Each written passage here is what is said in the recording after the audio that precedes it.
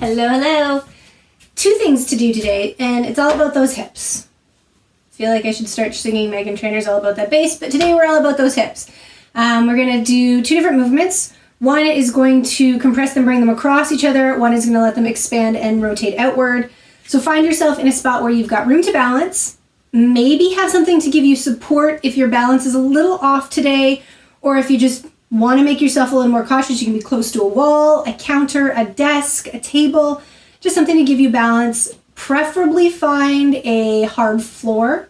Carpet can make this a little more difficult, and a thick yoga mat, if you're on a thick one, can make it harder to do balance. And it doesn't have to be perfect balance. Your toes can stay on the ground here. We're going to do eagle and goddess. Eagle, we'll start with that one. So find yourself in a spot you can stand. Again, if you need a support, find a support. Put your weight into your left leg. Start to shift your weight into your left foot so that the ball of your feet or foot and the heel of your foot are all pressing down evenly into your ground.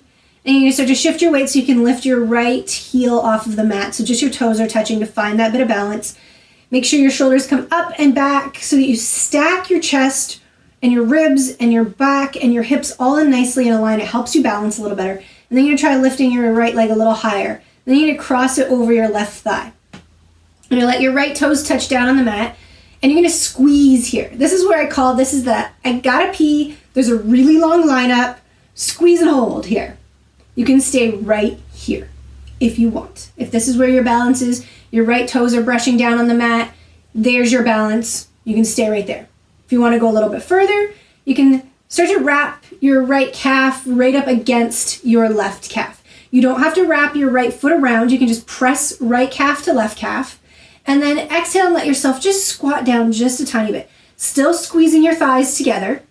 When you squat down, your buttocks is going to push out a little bit behind you so you can keep your spine straight. You don't want to dip into your chest and push anything forward. You don't want to crane your neck and cause any tension through your spine. You want to keep everything as natural as possible.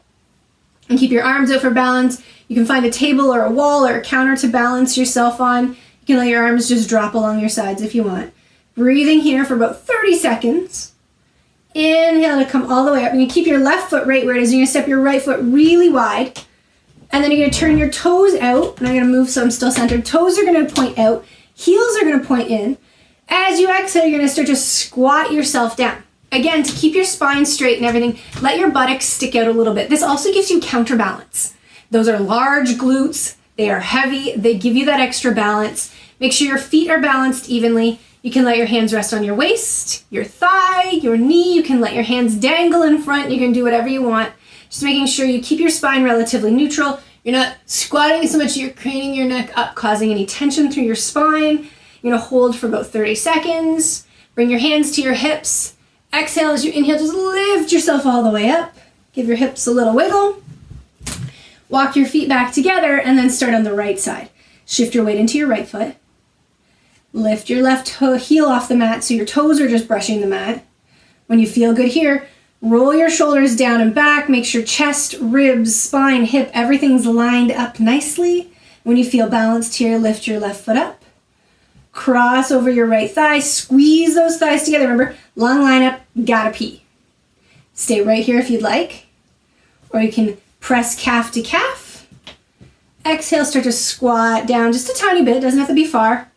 Holding here, still squeezing, keeping your spine straight as you can, not craning your neck, not leaning forward, just holding here. 30 seconds or so, and of course I'm not holding for 30 seconds today to show you this. Inhale your way up to standing, step that left foot really wide. Toes stick out, heels in, exhale, squatting down. Maybe even see if you can squat down a little bit farther today. When you come into that squat, you can be a little bit, you can be a lot. If you want to challenge yourself even more, you can come up onto your toes.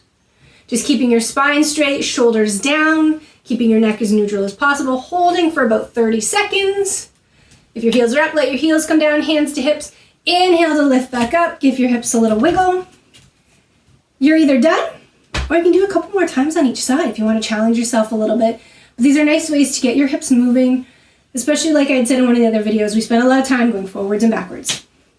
We sit, we stand, we walk.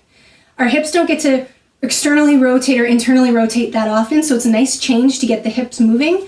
Thanks for joining me again. Have a great day.